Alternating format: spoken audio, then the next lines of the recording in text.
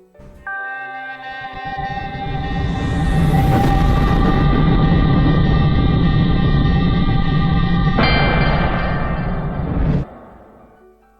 malam, selamat hari Sabat. Kita kembali akan mempelajari pelajaran sekolah Sabat kita. Dan pada hari ini sampai pada pelajaran yang ke-11 dengan judul Bait Suci Perjanjian Baru. Mari kita berdoa lebih dahulu. Maha besar Allah Bapa kami dalam surga, Allah yang kami sembah, kami puji, dan kami muliakan.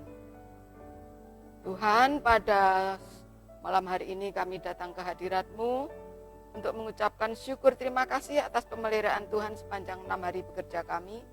Sehingga pada pembukaan hari Sabat yang suci ini kami masih mempunyai satu kesempatan untuk belajar firman-Mu, memuji, memuliakan nama-Mu. Terima kasih Tuhan, kiranya melalui Roh-Mu yang suci, boleh mengajar kami pada saat ini, sehingga kami boleh mengerti apa yang menjadi rencana Tuhan di dalam kehidupan kami.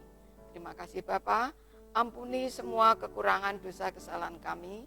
Semua ini kami mohon di dalam nama Yesus, Tuhan dan Juru Selamat kami. Amin. Beberapa poin daripada pelajaran kita pada hari-hari yang lalu. Yang pertama, karena kasih-Nya yang begitu besar kepada umat-Nya, maka Tuhan memerintahkan Musa untuk membuat bait suci di dunia, agar Dia bisa bertemu dengan umat-Nya dan senantiasa berhubungan dengan mereka. Hubungan itu memerlukan interaksi, komunikasi, dan kontak yang benar dengan Tuhan.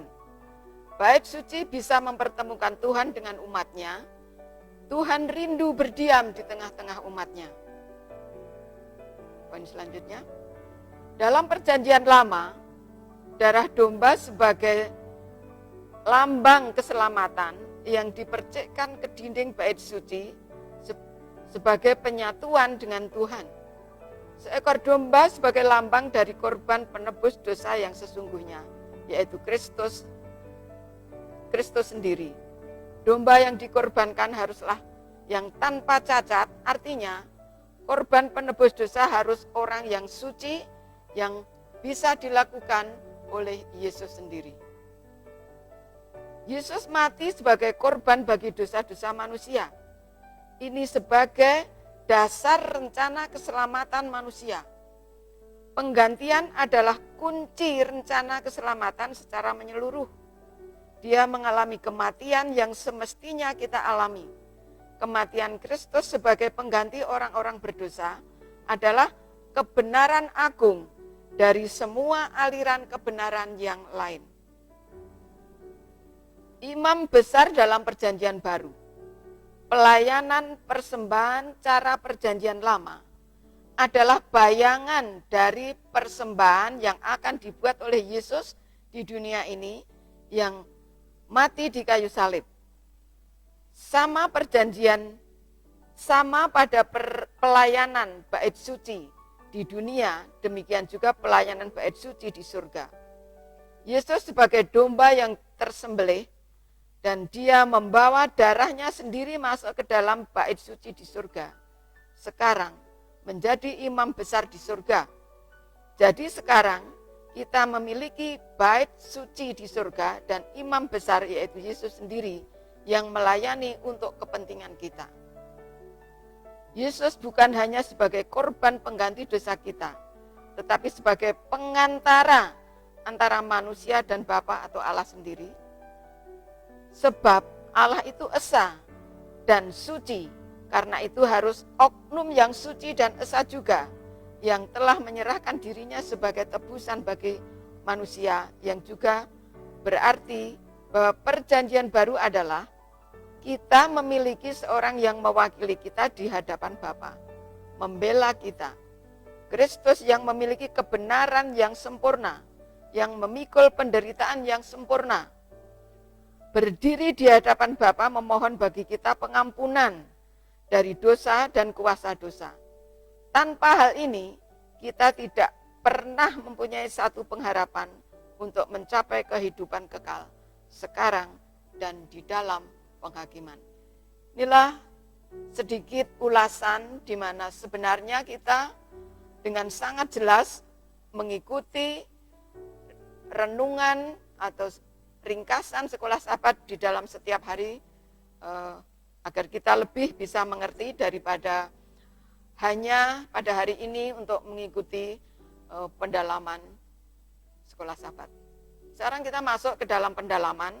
Di sini ada 2 poin, yaitu kita membaca dari buku Ellen White, Selected Message, jilid 1 halaman 257, dan Alpha Omega jilid 5 halaman 385. Akan saya bacakan di dalam poin yang pertama.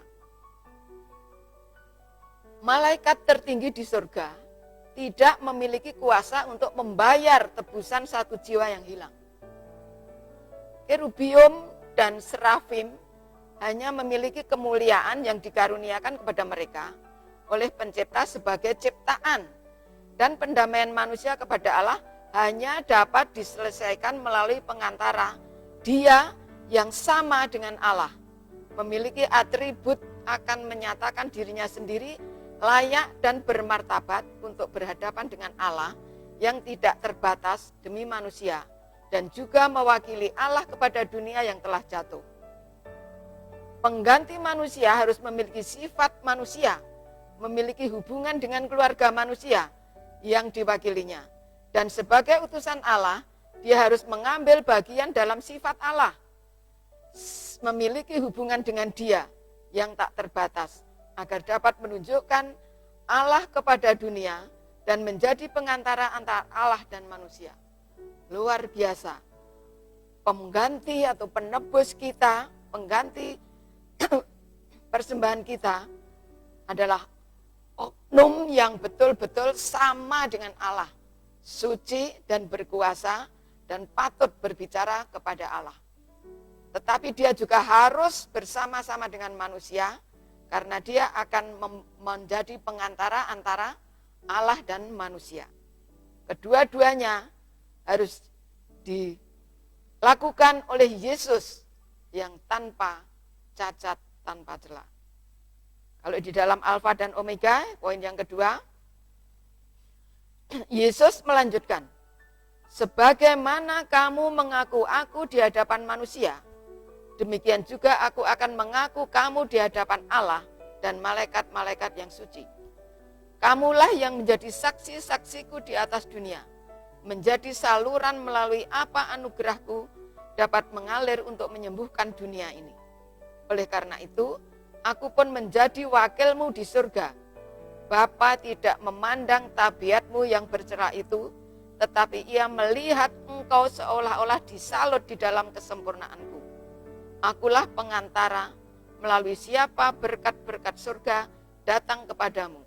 Dan setiap orang yang mengaku aku dengan jalan turut ambil bagian menyaksikan pengorbananku bagi orang yang telah hilang itu, akan diakui sebagai seorang yang turut ambil bagian di dalam kemuliaan dan kesukaan orang-orang tebusan.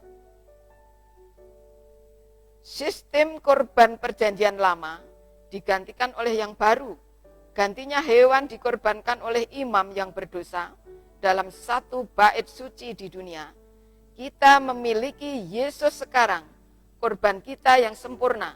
Dia memiliki kita hadirat Bapa di bait suci surga yang membentuk dasar perjanjian baru beserta dengan janji-janjinya. Luar biasa pelajaran sekolah sahabat kita pada hari ini. Kita mengetahui dengan benar-benar bahwa jalan keselamatan itu hanyalah di dalam Yesus.